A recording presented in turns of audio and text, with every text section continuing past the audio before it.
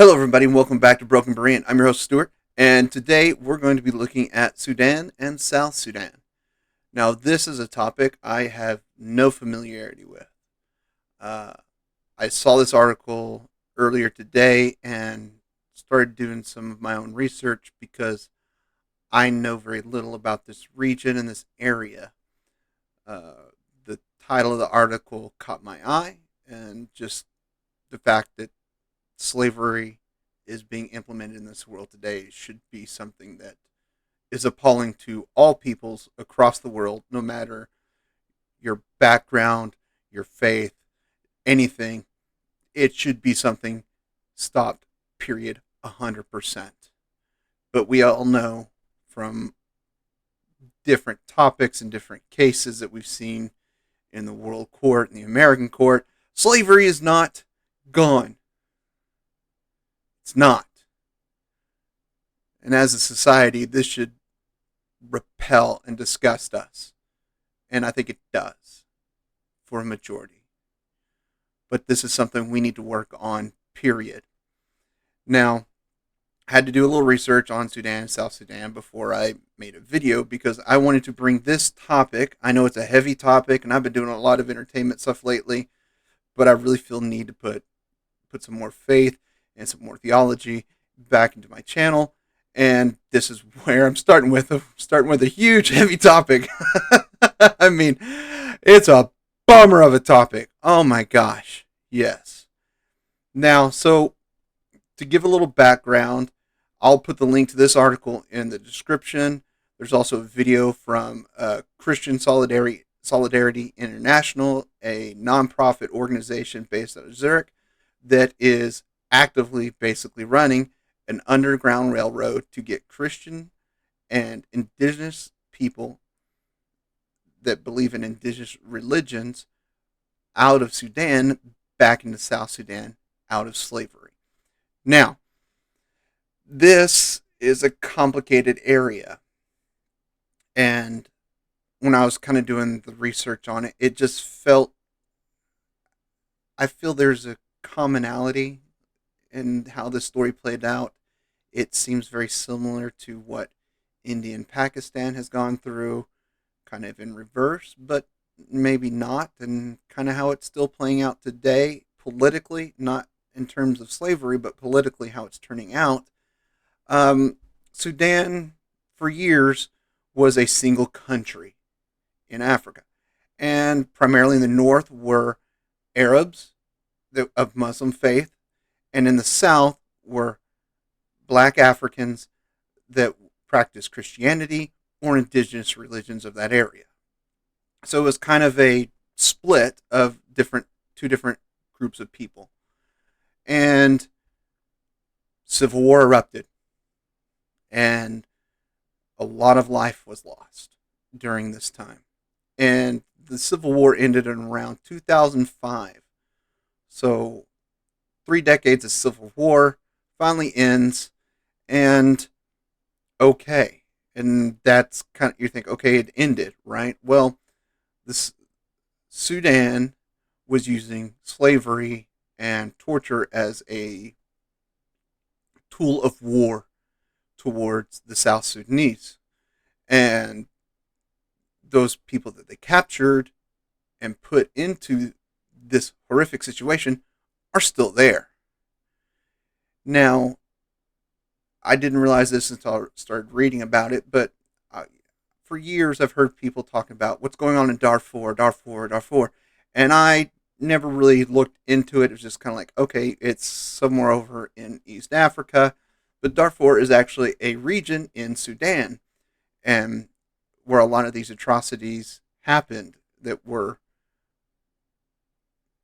coincided with the Civil War and continued after. It was kind of its own thing within the Civil War, and it's still continuing to this day as well. But even now with the South Sudanese, there's a lot of conflict within the South Sudanese. There's a lot of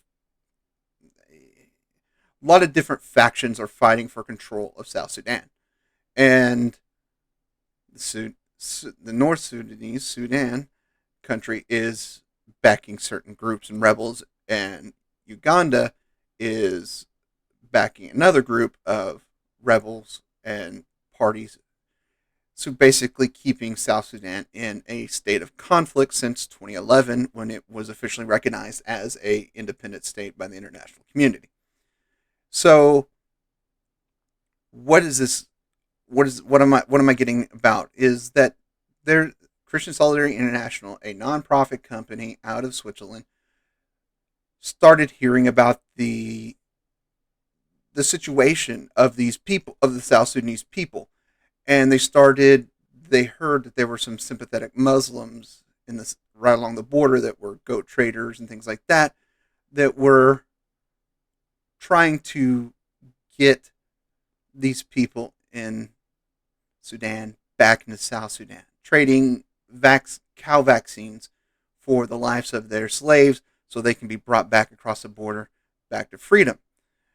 And this seems to work. And now this nonprofit started funding these people, going down and helping these goat traders and other people that were already doing this work to get more people out of this situation. And they've continued their own groundwork to be more proactive and get into Sudan and bring these people out by various means, various trades and things like that, to get people out of this horrific situation. And over the past 3 decades, this international human rights organization has brought back 100,000 people from Sudan to South Sudan. 100,000 slaves freed. This is just their numbers, what they're reporting. There are other groups in that area that are doing the same thing. And there are people that are doing the same thing on their own merit just because they feel bad for what was done. And so now we got this huge wave of people finally getting out of slavery. But we're talking, this is a drop in the bucket according to the numbers. And I just wanted to make this video to make people aware of it, because I wasn't aware of it. To this day, I mean, you could have said anything about Darfur and Sudan, and it just kind of would have, like, I've heard the names, I kind of know where it is. I could probably find it on the map, but that's about it. So I'm going to be continuing to do more research in the Sudan, how we can help, how I personally can help, or not just getting this information out there, but actually doing something about it, because to me, this is abhorrent. This says, as a human being, this situation is unacceptable to me. As a Christian, it kills me. But as a human being, I don't know how anybody in this day and age can find this acceptable. And we should be talking to people in our governments. We should be helping these people. There should be more government involvement here in the Sudan than certain places we are currently sending billions of dollars to over conflict. That's my opinion. Conflict, and yes, it's devastating and we need to settle conflict, but here's a conflict that is settled, but still we have millions enslaved in Sudan that really just need to go back to their families and their homes in South Sudan, that need to be freed. This is something that the international community, all of us should get together and be like, you guys have to stop this. Send all of them back now. And I don't want them, I don't know how politically we can do that or what other things like that. I'm still just literally, I've spent about 2.5 hours just reading on the Sudanese conflict and Darfur and Uganda and just what's going on in this part of the world. Because as an American, I'm going to be honest, it's one of those things, we're very comfortable in our lives. And sometimes that stuff just doesn't affect us because we don't know about it. And it's so far away and we forget about that. And it's not in the news. No one's talking about it. No one's talking about Sudan. No one's talking about that part of the world right now. There's two parts of the world they're talking about, and they're in the Middle East and in southern Russia. And to quote somebody, I just want people to stop dying. That's what I want. I want people to stop dying. I want the slaves to be freed. And I think that's something that we as a as a species should look at and go, we need to find a way to stop this, to confront this, to just say enough is enough. We're human beings. We are not this evil. We cannot accept this as any situation in any country, anywhere. And I'm sure if you know of other places like this, please comment below. Let me know. I want to do more research on this. This is something that's just kind of hit me. And I mean, literally, I was just enraged for about a good 15, 20 minutes and couldn't even think straight. That when I read the numbers, I was just appalled. And I know there's so much about it, and there's so much more. This is one little point on an iceberg that we don't see. But if you file down those points on the iceberg, if we reduce the mass, it starts to float a little more. We start to see more. The more we take down, slowly we can shave off that iceberg until it's gone. So one day, as a society, my kids, your kids, our grandkids can say, yeah, that happened in our past. It took us centuries to fix, but it is something that no longer happens today. I want that for us as humanity to be able to say, this is despicable. This will not happen. This needs to stop. And I don't know if it ever will, but I know as a society, we should never stop trying to achieve that goal. This should stop. This is a non-political issue. This is a human rights issue that all of us should be able to agree on and stamp out in our lifetime. So I'm being really calm right now, and I just want you to know there's a flame just burning in my head and my heart right now that wants to explode in anger, but I can't because you all will think I'm absolutely insane. Because when I lose my temper, I look like a crazy person. So I'm not going to do it. But I want y'all to do some research. I want y'all to start reading on the Sudan and Uganda, Darfur, and this conflict. Because this conflict is decades in the making. This is something that started before I was born. And here it is. It's still going on. And it never gets any news, any attention from any outlet anywhere that I know of. Not one that I have regular access to. It may be something that is talked about in African news stations across Africa that does not get rebroadcast to the world. That very well may be. But it's not something that we as a society seem to know about in our human consciousness. In the human zeitgeist of our world, Sudan is barely a footnote right now. And I think we all should take the time to really look at this situation and start putting pressure on our respective politicians and governments to tell them this is a human rights issue. This is something we need to put attention to.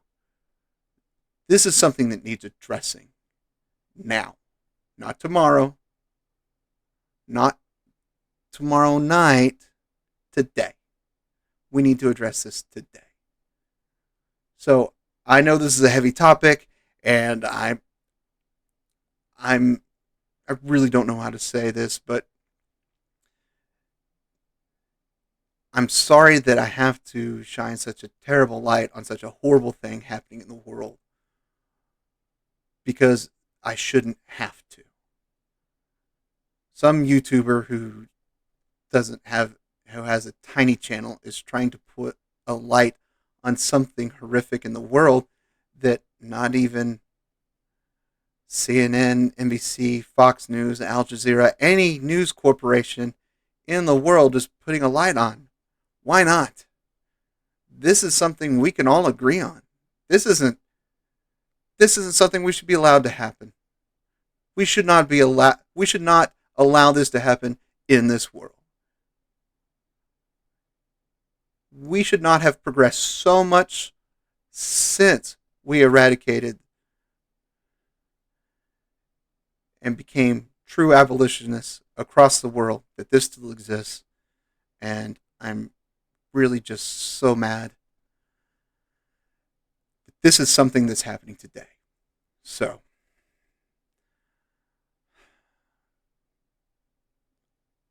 I'm going to spend the rest of this evening just studying this area.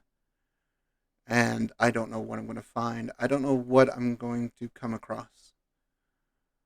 But I do hope that you click the link in the description below to get more information. There's a video from the head of Christian Solidarity International who does a very good job of explaining the situation and kind of the political climate in the area and what's going on and what they're doing to help resolve this human rights issue. And there's others, organizations doing this as well. We need to educate ourselves because sometimes something so horrific can be pushed aside because we don't want to deal with it. And this is something I think should never be pushed aside. It should always be dealt with. Period. End of discussion. So, pray for the Sudanese. Pray for the South Sudanese. There are a lot of people suffering in this area. And there's nothing on this earth, in my opinion, that I can think of that justifies it. So pray for these people, educate yourself, and find out ways you can get your respective government involved to help solve this international human rights abomination.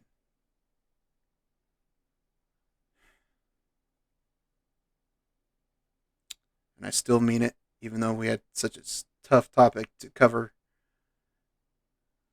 I love you all, and there's nothing you can do about it.